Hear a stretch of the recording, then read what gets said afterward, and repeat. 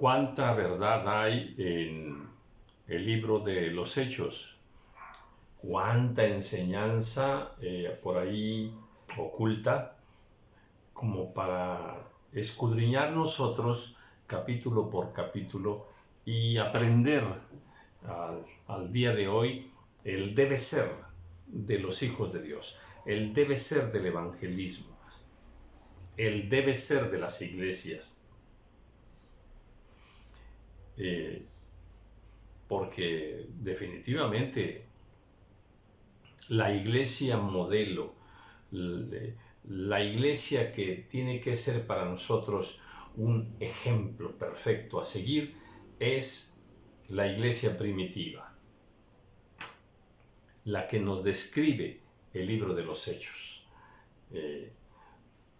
Creo que sí, nos ha faltado mucho escudriñar este hermosísimo libro, del cual pues he querido rescatar 5 capítulos que considero que son bellos, con una profundidad gloriosa. Los primeros 5 capítulos del libro de los Hechos, y desde luego que el resto de los capítulos pues tienen su gran profundidad, su gran belleza, ¿verdad? Pero bueno, solo es una forma de resaltar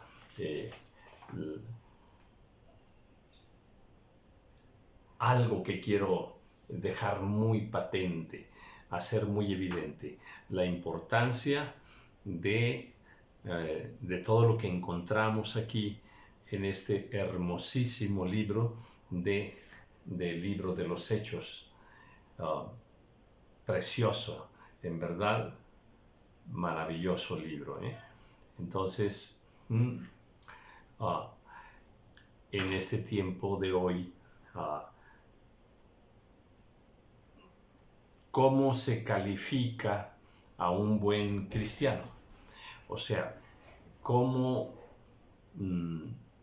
¿cuáles son los parámetros que se tienen en este tiempo para decir que alguien es una excelente hija de Dios, un excelente siervo del Señor? Qué bueno que no se ha perdido del todo esto, ¿verdad?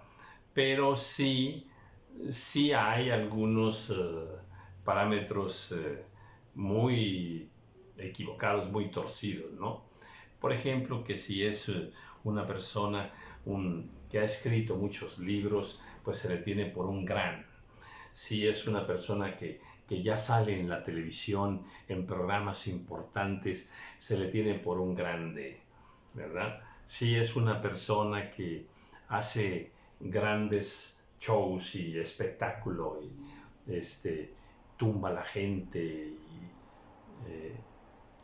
y inventa cosas novedosas, raras, extrañas, como que se dan ese lujo, ¿no? Se sienten con derecho a innovar. Yo creo que no tenemos nada que inventar, ¿eh? No tenemos nada que inventar en cuanto a el mover de la iglesia. Creo que está todo escrito y que sobre este ejemplo que tenemos acá, así debe funcionar la verdadera iglesia. Esa iglesia de la que hablaba en el video anterior, de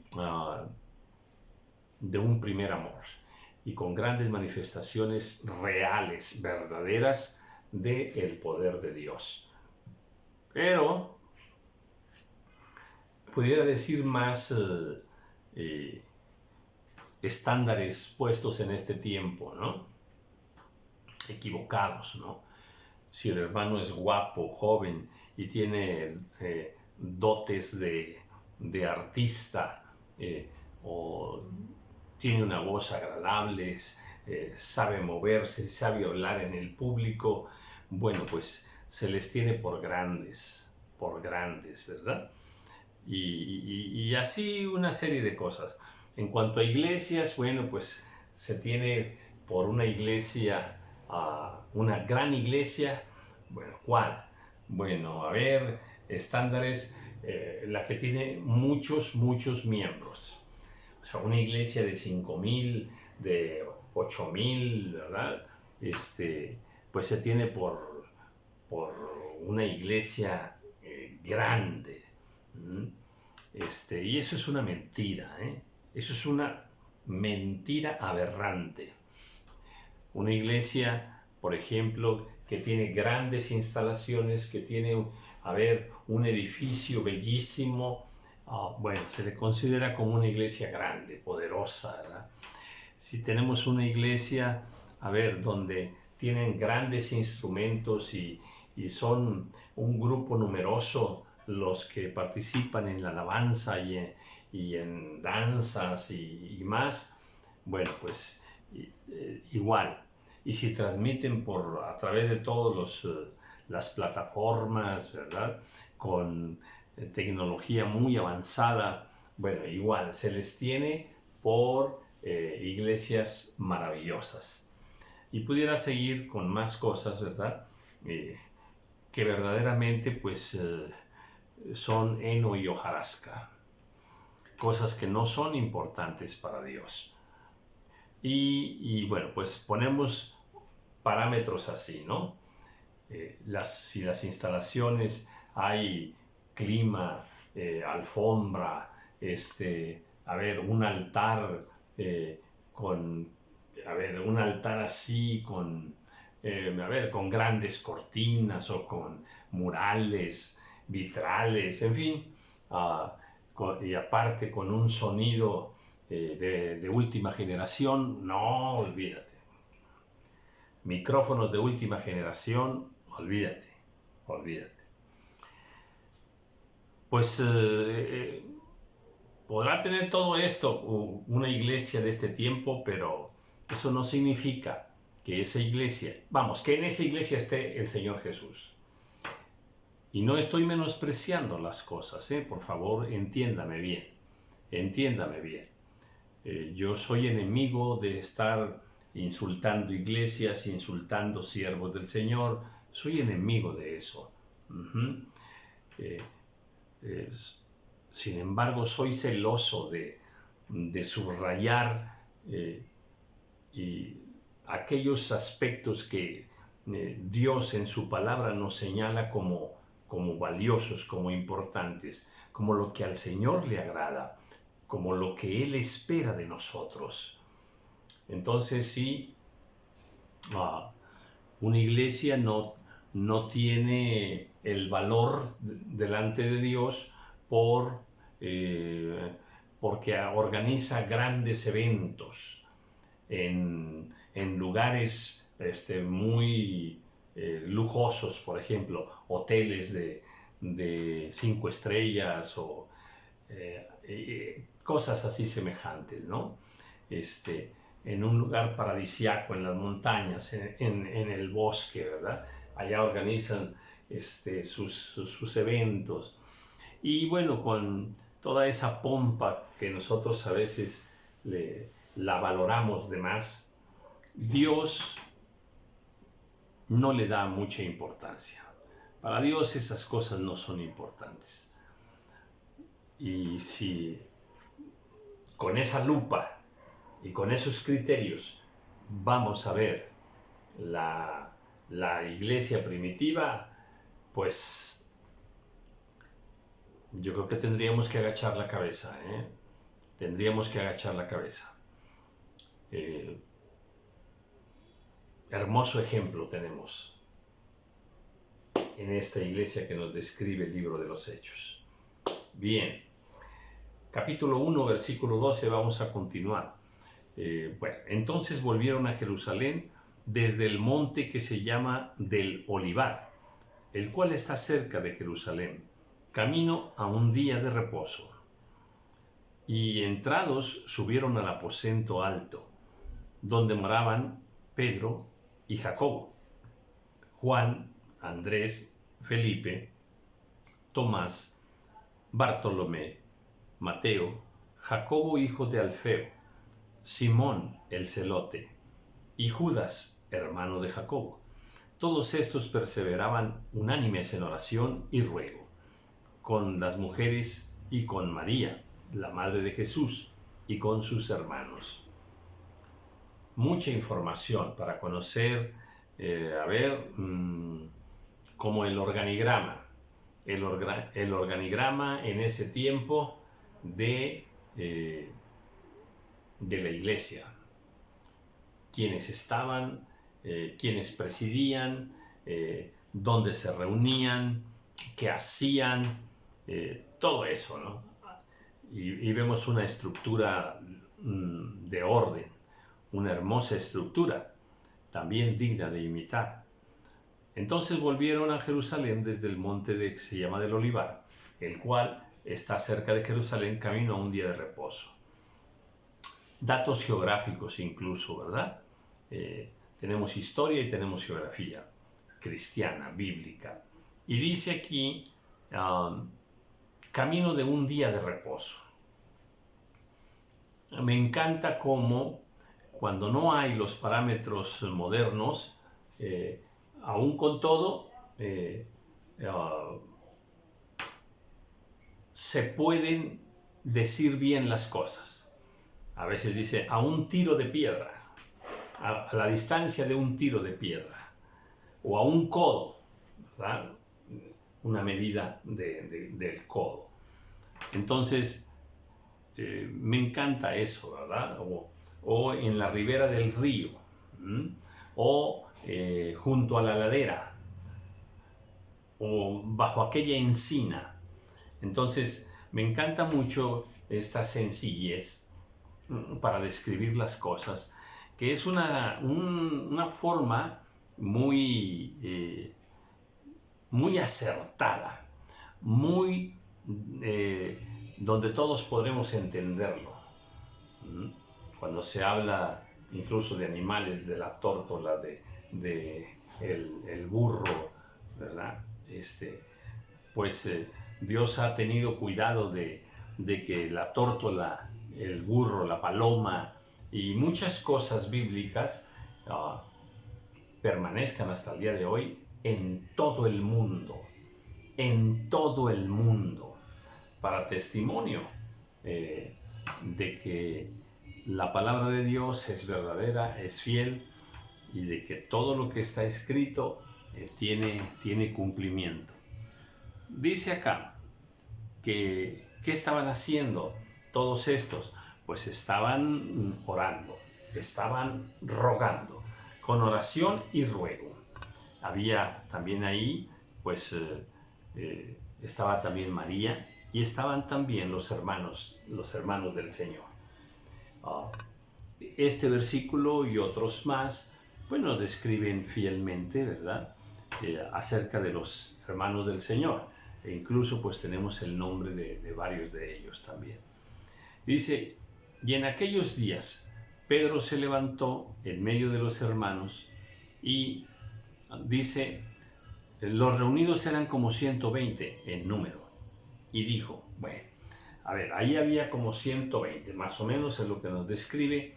Y de pronto, bueno, pues estando ahí Pedro se levanta y dijo, varones hermanos, era necesario que se cumpliese la escritura en que el Espíritu Santo habló antes por boca de David y acerca de Judas, que fue guía de los que prendieron a Jesús. Bueno, se sabe lo que hizo Judas, pero se le da un contexto bíblico. O sea, Pedro dice, esto fue lo que dijo David. O sea, David habló de Judas, ya estaba escrito. Qué hermoso que todo el pensamiento que los siervos del Señor, llámense líderes, yo no los llamo líderes, no me gusta la palabra líderes, porque la palabra líder no viene en la Biblia, la palabra líder es mundana, es del mundo. Aquí lo que viene es siervos del Señor, Entonces, qué hermoso que los siervos del Señor siempre están impregnados de palabra del Señor. Y todo lo acontecido lo refieren a la Biblia. En este caso, Pedro lo refiere a lo que habló David.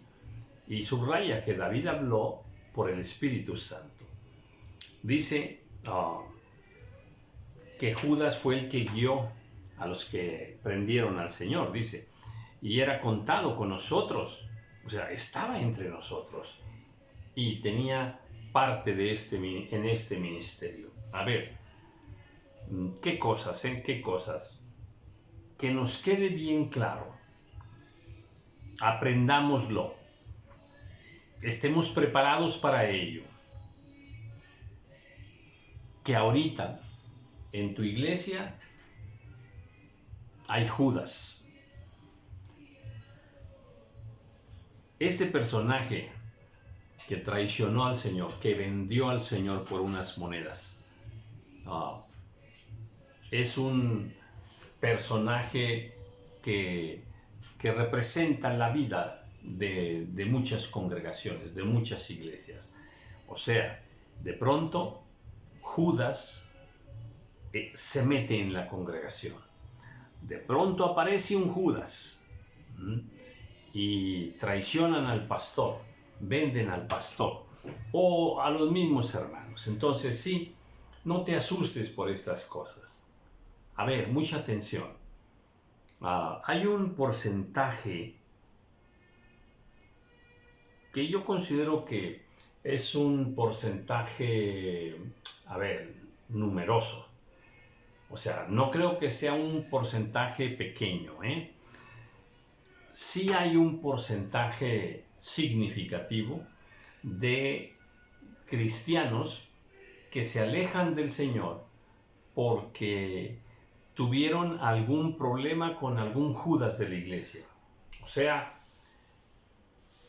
porque de pronto vieron un detalle de un pleito, de un problema entre hermanos, o lo vieron o lo sufrieron en su vida personal, y eso hace que se alejen de la iglesia, que se alejen del Señor, realmente se alejan del Señor. Lo que te quiero decir es que no esperes tú. Es un error pensar que si voy a la iglesia todos son unos angelitos hermosos, preciosos. Es un error pensar que en la iglesia no hay maldad. Es un error pensar que en la iglesia no hay pecado. Es un error pensar que los hermanos de la iglesia no me van a fallar. Eso es un error. Y da para un tema serio y muy interesante. Entonces, prepárate. Prepárate, hermana, prepárate, mi hermano. Sí, siempre habrá 4, 5, 8, 10 hermanos que te van a fallar. Y tú también, no te hagas, tú también. Tú también les has fallado a muchos hermanos. ¿Por qué subrayo esto? Porque la figura de Judas existe y existe hoy. Entonces tenemos que estar preparados para no desanimarnos, ¿verdad? Para no, atención con esto, para no expulsar de nuestro interior un veneno espiritual que daña a la iglesia. No, en esta iglesia todos son unos hipócritas, son mentirosos, son una bola de pecadores. No,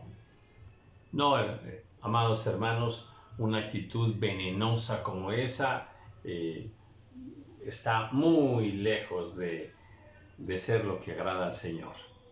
Prepárate, te van a fallar, pero aprende a sufrir esas situaciones, esas ofensas, esos conflictos.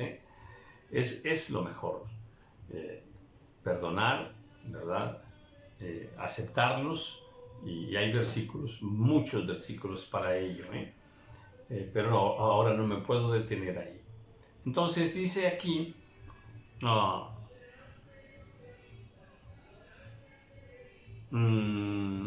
ver, aquí está. Pues él estaba con nosotros, formaba parte de este ministerio. A ver, fíjate bien, atención. El que está fallando no es una oveja. No es una oveja. es uno de los apóstoles. Fíjate nada más, o sea, aquí ya cambió todo mi comentario, ¿eh? Quien está fallando aquí no es una oveja, otra vez voy a usar la palabra líder, pero es solo para explicarlo, ¿eh? Es un líder en la iglesia, el que te ha fallado, el que te lastimó, el que te ofendió, el que murmuró de ti, el que anda hablando mal de ti, el que no te pagó lo que le prestaste, en fin, es un líder. Tenía ministerio, dice, y tenía parte en este ministerio. Así es de que, amados hermanos, a ver, conduzcámonos en nuestra fe con estos parámetros. Prepárate, o sea, prepárate. Sí hay Judas en la iglesia, prepárate. Pero que cuando Judas llegue a hacer lo que tenga que hacer, ¿verdad? Eso no te afecte a ti, en tu amor por el Señor, en tu fe, en tu amor por los hermanos, y no califiques a todos los hermanos así rápidamente. Es como aquella mujer que pues tiene un novio y luego el novio la traiciona, o en fin, el novio le falla. ¿Qué pasa? Dice aquella señorita ofendida, todos los hombres son iguales. Pues no es así. Déjame te cuento algo. Hace años, ¿qué será? Yo digo que unos 8 años más o menos, pues mi esposa y yo le íbamos dando ride a una señorita. Y esa señorita pues había sufrido en casa, digamos que para ella su padre no fue un buen ejemplo, déjame decírtelo así rápido. Y entonces ella traía en su corazón más o menos este designio: todos los hombres son iguales. Pero le dañó más que ella no quería casarse y que no iba a amar a un hombre porque los hombres eran malos, perversos. Todos los hombres son iguales. Y mientras íbamos manejando, ella expresó estas cosas, y lo que yo hice fue detener el coche. Detuve el coche y en ese momento empezamos a platicar con esa señorita, porque no era justo su pensamiento, no era un pensamiento sabio. Vamos, había un dardo que Satanás había clavado en su corazón, un pensamiento equivocado para destruir su vida, para que no formara un matrimonio, para que no formara una familia, o para que fuese a un matrimonio, pero ya con conceptos preconcebidos de desastre, de derrota, ¿verdad? Entonces detuvimos el coche y platicamos con ella, y precisamente el día de hoy hablé con un familiar y le pregunté por ella. Ya está felizmente casada, ¿eh? Está felizmente casada. Le damos gracias al Señor por ello, ¿verdad? Y bueno, es que nos puede pasar eso. Todos los hermanos son hipócritas, todos son iguales, todos los pastores son unos rateros.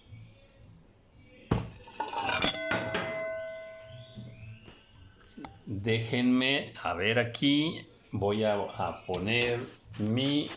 No, a ver, así, porque se me cayó. Le pongo normalmente aquí algo. Déjame, ahora lo pongo para continuar con esta enseñanza. Creo que ahí se me movió un poco, pero déjame tratar de corregir. A ver, allí, creo que allí. Bueno, a ver. Vamos a ver si logro. Bueno, yo digo que ahí lo voy a dejar. Ok, y voy a continuar. Pues sí, cometemos ese error. de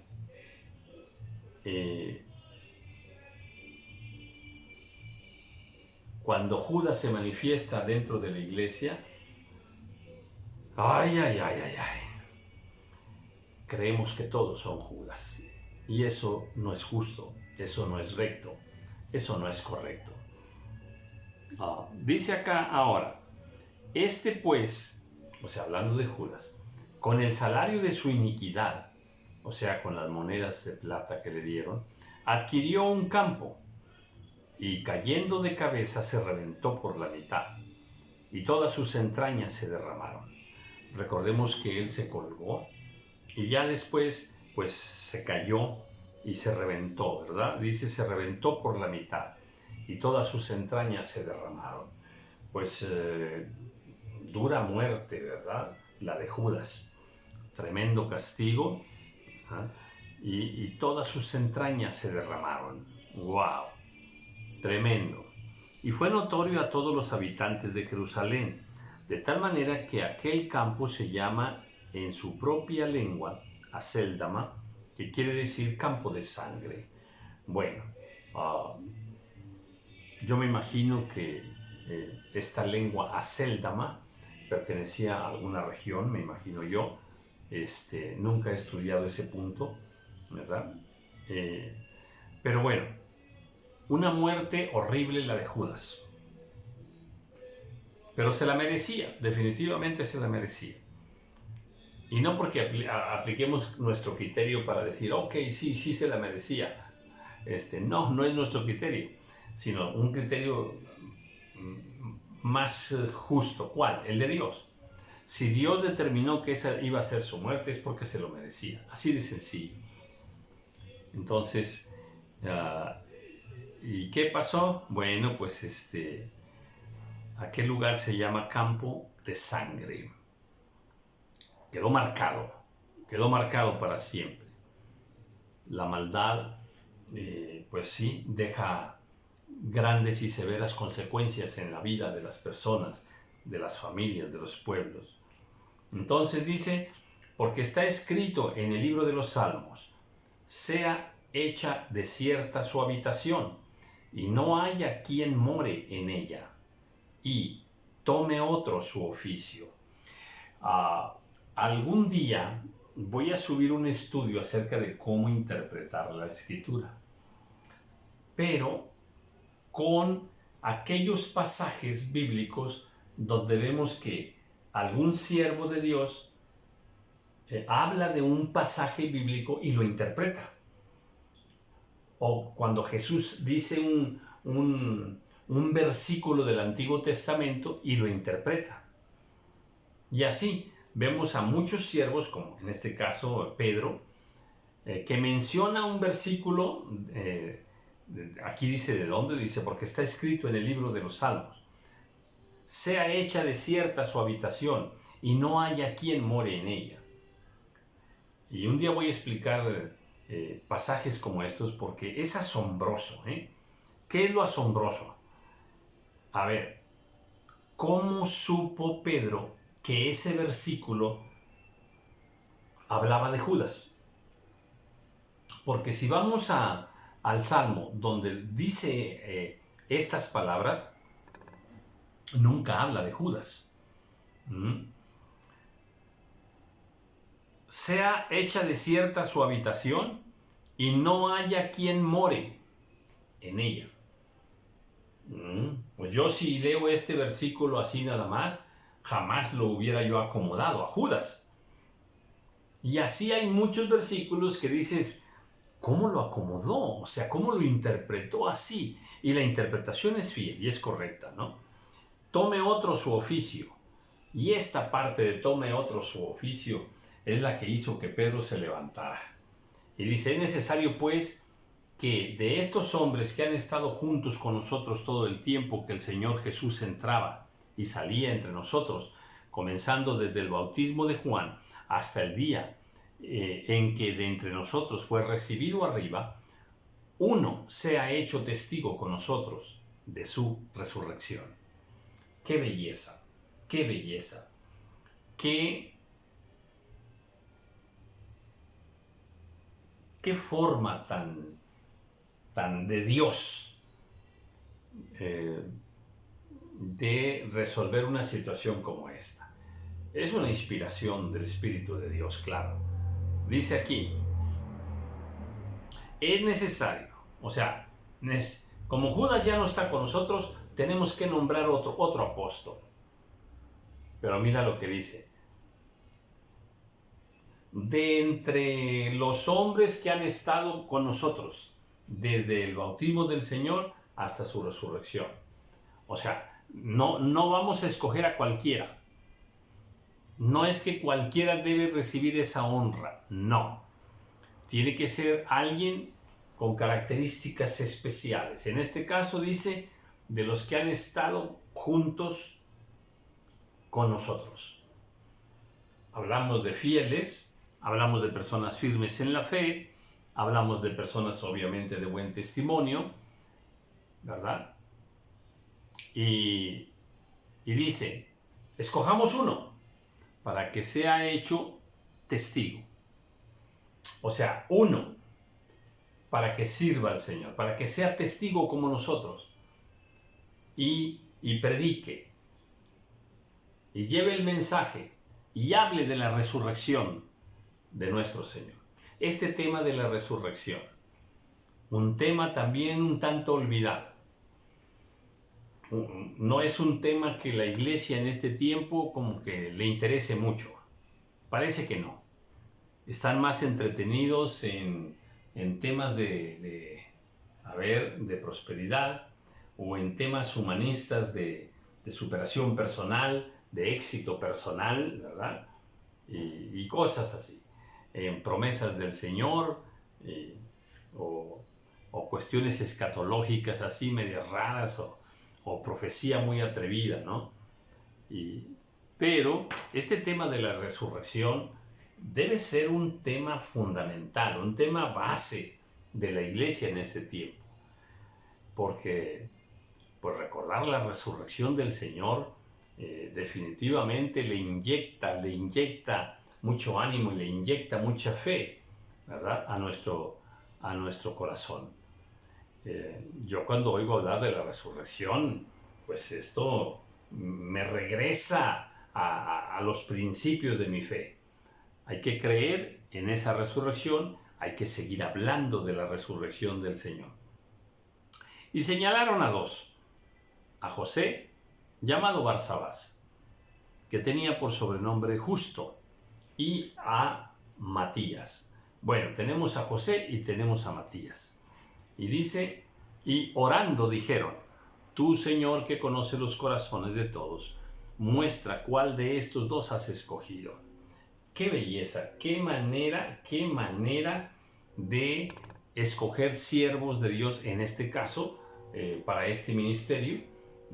Hay otras ordenanzas para otros puestos en la iglesia con indicaciones específicas. Aquí ellos oraron, y orando dijeron, tú, Señor, que conoces los corazones de todos, muestra, o sea, que sea el Señor en el que nos diga, el que nos muestre quién es. A veces estos procedimientos no se siguen, sino que queda en niveles de amistad. Como es mi amigo este hermano, pues yo siento que a él ya le toca, ¿verdad? O como vemos que tiene muchas ganas de hacerlo, pues yo digo que sí, que ya le toca. Y así, como es hijo del pastor, pues, y el pastor ahorita enfermó, ya no puede, pues yo digo que el hijo ahora tiene que ser el pastor. O como tal hermano ya terminó en el seminario bíblico, pues ya le toca, ya es su turno. A veces tenemos ese tipo de parámetros que no son las instrucciones que Dios nos da en su palabra. Orando, dijeron, tú, Señor, que conoces los corazones. Ahora, el Señor Jesús, cuando escogió los apóstoles, también estuvo orando toda la noche. Que sea la oración nuestro recurso más importante para, en este caso, para que Dios confirme el llamado de sus siervos. Tiene que ser la oración para que sea Dios quien de alguna manera, a la manera de Dios, nos confirme su voluntad perfecta sobre quién es la persona que Él ha escogido en ese tiempo para tal ministerio. Entonces dice, muestra cuál de estos dos has escogido, para que tome la parte de este ministerio y apostolado, de que cayó Judas por transgresión, para irse a su propio lugar. Muy interesante. ¿Un ministerio puede caer? Sí, sí.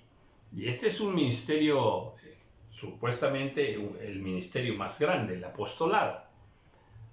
También, este ministerio de apostolado, Padre amado, cómo se ha devaluado. Sí, en verdad. En los últimos años, yo diría en los últimos 5 años, es un decir mío, ¿verdad? Se ha devaluado tremendamente el apostolado, el ministerio del apostolado. Ahora es un título muy deseado y lamentablemente es un título muy fácil de conseguir.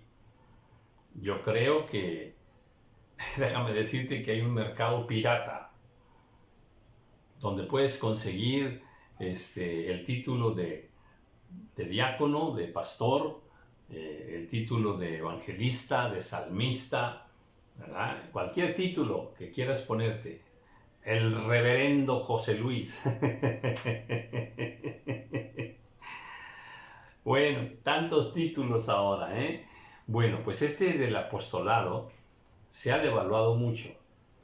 Ahora hay miles y miles de apóstoles, que sería bueno que leyéramos con mucho cuidado, pero apegándonos a lo que es la Biblia, qué nos enseña la Biblia acerca de los apóstoles, y que no fuéramos pues tan ligeros para repartir el apostolado como repartir palomitas. Casi, ¿quién quiere ser apóstol? Tú también quieres, ¿verdad? Creo que se devaluó totalmente y se han dado muchos títulos de apostolado que yo me atrevo a decir que muchos de esos títulos no son respaldados por el Señor. Sí creo que es una de las cosas que la iglesia en este tiempo no supervisó bien, o sea, no cuidó bien. Y ahí está, hay muchos apóstoles. Y bueno, pues y voy a cerrar este video con el versículo 26. Aquí termina el capítulo número 1 y dice, y les echaron suertes, y la suerte cayó sobre Matías, y fue contado con los 11 apóstoles. Bueno, este versículo, a ver, es un versículo, ¿cómo te lo diría? A ver, pareciera que, estaban muy espirituales, orando, rogando al Señor, yo creo que hablando en lenguas, alabando al Señor. Estaban bien espirituales y vinieron a terminar, decimos en México, pues echando un volado. Águila o sello, ¿qué le vas? Águila o sello. Si cae águila, Matías va a ser el nuevo apóstol. Y si cae sello, vamos a aventar la moneda para arriba. Si cae sello, pues justo va a ser el nuevo apóstol. Pareciera que del cielo se bajaron a la tierra. Y este asunto de echar suertes está muy mal recomendado. pareciera un juego de azar. Atención con eso, ¿eh? Pareciera como que una cosa tan importante como un apostolado se venga a resolver con una situación que hasta parece que es pecado. Echarlo a la suerte. Si de hecho en el concepto cristiano, participar en asuntos de suerte se considera que eso es pecado, que eso no es la voluntad del Señor. En ese aspecto el pueblo de Dios está equivocado, totalmente equivocado. Busca el video que subí donde hablo de este tema de la suerte y te vas a llevar una sorpresa, ¿eh? Te vas a llevar una sorpresa impresionante. La suerte sí es de Dios. La suerte sí está en el plan perfecto de Dios para la vida tuya y para la vida de la iglesia. De hecho, entonces, participar en algunos fenómenos de suerte, ¿verdad? Siempre y cuando los propósitos de corazón sean los más limpios, los más honestos, y no se caiga en codicias y avaricias y tal, de cosas así semejantes. Pero la suerte está en el plan de Dios. Y hay muchos versículos para confirmar esto, ¿eh? Entonces, no es pecado participar en esas situaciones de suerte. El pecado está en la soberbia, el pecado está en la codicia, el pecado está precisamente en amar, por ejemplo, el dinero y cosas así. Pero el pecado no está en la suerte. La suerte sí es de Dios. Y este no es el único caso donde Dios nos dice que a través de la suerte se resolvió un asunto tan importante.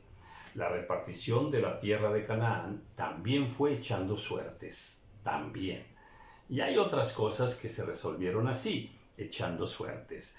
Entonces, no seamos tan ligeros para hablar de la Escritura, sino más bien vayamos a la Escritura para tener un concepto de Dios, un concepto conforme a la voluntad de Dios, conforme a lo que está escrito, porque Él nos dejó escrito aquí su palabra para que nosotros aprendamos lo que es bueno y lo que es justo y lo que es recto delante de Dios.